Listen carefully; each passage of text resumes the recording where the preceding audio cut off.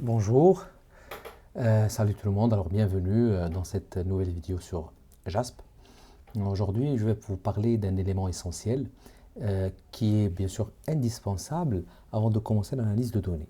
Alors, je vais vous mettre le lien des éléments, le lien dans la description vers les éléments nécessaires, vers la base de données que je vais utiliser. Alors, tous les fichiers se trouvent sur cette base que JASP met à disposition. Et puis, je vais aussi vous parler, je vais vous mettre aussi le lien de la description, dans la description vers la vidéo sur le boxplot qu'on va utiliser aujourd'hui. Alors, c'est un graphique qui va vous permettre de visualiser si, par exemple, vous avez une valeur aberrante. Bien sûr, il vous permet d'observer plusieurs éléments, mais sa particularité, c'est sa capacité aussi de vous diriger directement vers peut-être la valeur aberrante. C'est quoi une valeur aberrante? C'est une observation qui est très éloignée des observations que vous avez effectuées. Par exemple, imaginons que vous travaillez sur un échantillon et que vous avez collecté des données sur l'âge et que la majorité, vraiment la majorité de vos répondants, ils ont entre 20 et 25. Alors si vous avez quelqu'un de 60 ans, par exemple, c'est clairement une valeur aberrante sur l'âge, sur cette variable. Des fois, et ça c'est le plus important, c'est que cette valeur est aberrante parce que vous avez mal saisi les données. Et quelqu'un, peut-être qui s'est occupé de cette tâche, il a fait une erreur. Et c'est ce qu'on va faire aujourd'hui. Alors, on va aller sur ce fichier. Alors, moi, j'ai déjà téléchargé le dossier.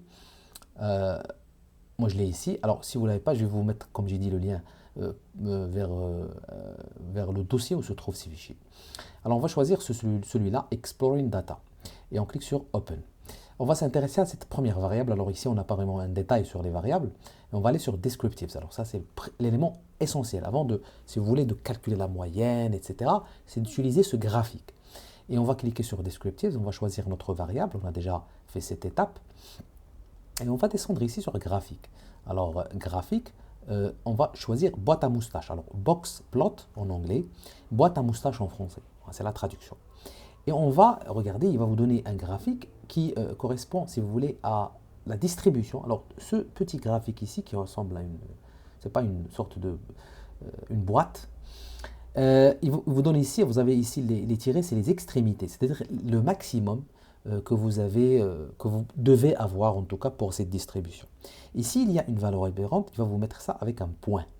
Et ce qui est vraiment magique, si vous voulez, très facile à faire avec JASP, c'est que juste vous cliquez sur ça, étiquetez les valeurs aberrantes, et vous aurez votre ligne où se trouve, alors ici il y en avait plusieurs, il va vous donner plusieurs chiffres.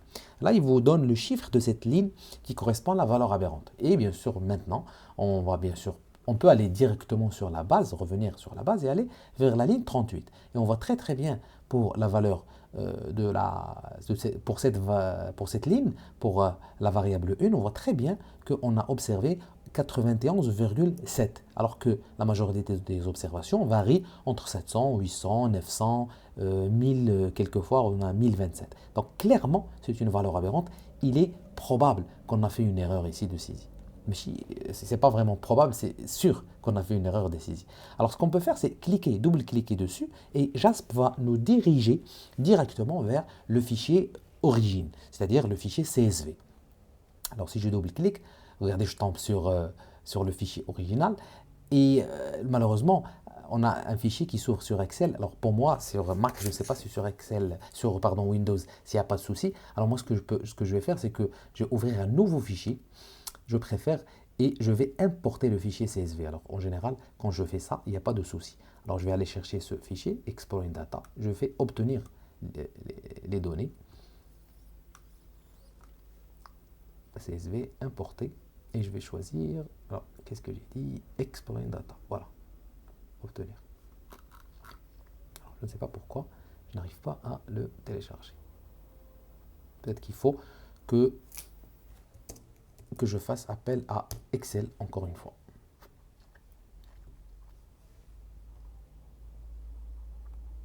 Voilà.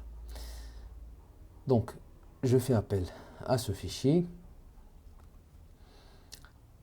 Exploring Data, obtenir les données. Voilà, très bien. Là, il n'y a pas de souci. Donc, je fais suivant. Alors, regardez, je vais juste vérifier s'il y a, comment elles sont séparées les données. Regardez, je vois que c'est très bien que c'est des virgules. Donc, je clique sur virgule et je n'ai aucun problème. Et je fais fin. et j'aurai mon fichier. Regardez, voici la ligne. Alors ici, elle est sur 39 parce qu'on a la première ligne avec les noms.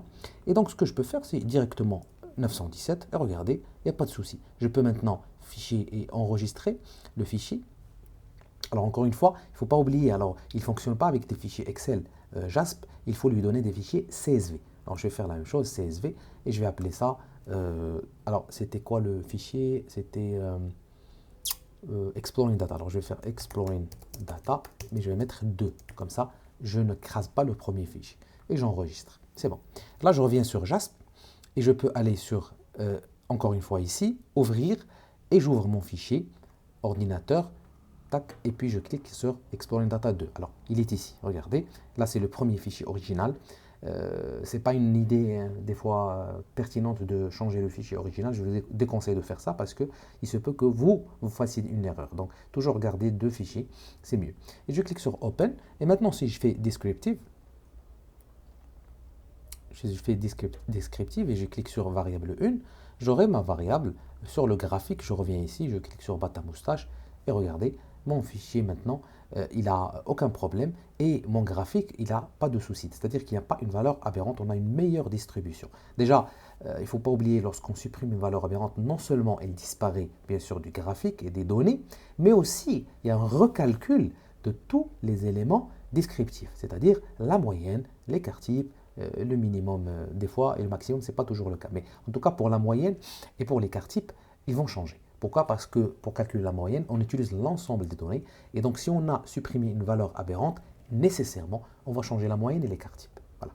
Donc, voici la première chose à faire, c'est de visualiser graphiquement la distribution et vérifier si vous avez ou pas des valeurs aberrantes. Dans la vidéo suivante, on va voir d'autres choses liées à la distribution normale des variables et on va voir comment on peut apporter justement des corrections à ce niveau-là.